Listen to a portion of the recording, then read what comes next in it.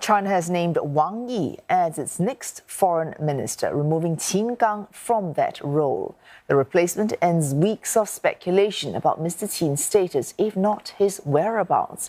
That decision was made during a special session of the National People's Congress Standing Committee.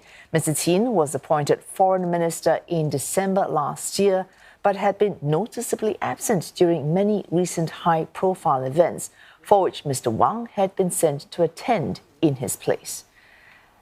And for more on the CNA's Lo Min joins us live from Beijing. Min, what do we know of what has been called the latest cabinet reshuffle?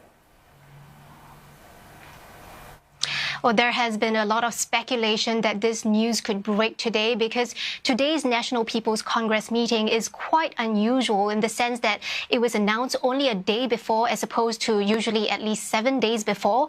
And it's only held for 1 day as opposed to the usual 3 to 4 days.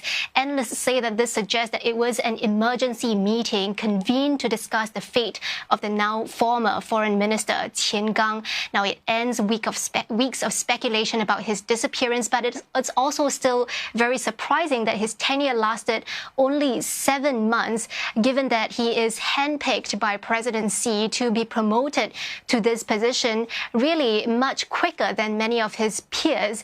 Analysts say that this could mean that there was backstabbing and political infighting within the party that led to this, or perhaps corruption charges that were too big to ignore. There are also rumors on social media of disciplinary issues, such as him being involved in an extramarital affair with a news anchor. But it's worth highlighting that none of these theories, analysts say, have any credible evidence backing them, and we may never ever know the real reason behind his downfall. And analysts say the public is now just grasping at all sorts of different theories given the silence from the government. Now, of course, the Foreign Ministry had previously said that Qin Gang had been absent because of health reasons, but later, when questioned by reporters to elaborate further at the daily press briefing, the Foreign Ministry refused to offer further information, and the question had been removed from the official transcript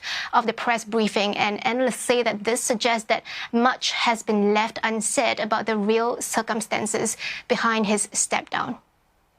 Of course, more perhaps than other ministers in China's State Council, Qin Gang would be noticed by the foreign community because he was foreign minister. Could this impact China's relations or its management of foreign relations? Certainly, this is taking place at a time of really the height of diplomatic activity in China, because during his disappearance, we saw a slew of visits by American officials to China. Wang Yi had to take over Qin Gang's duty by attending the ASEAN summit in Jakarta. Wang Yi also met in place of Qin Gang the former U.S. Secretary of State Henry Kissinger in Beijing last week. So it is a good thing that Wang Yi, who is a very experienced diplomat and had in fact been foreign minister before being promoted to be the top diplomat, is able to take on Qin Gang's responsibilities really without a hitch. But there is no question, analysts say, that there would be that this incident would cast a shadow of a doubt on President Xi's leadership of the country and the credibility of the party, especially given the opaque decision-making process that is being widely criticized here. But still, Qin Gang's exit is not likely to change the overall arc of China's foreign policy.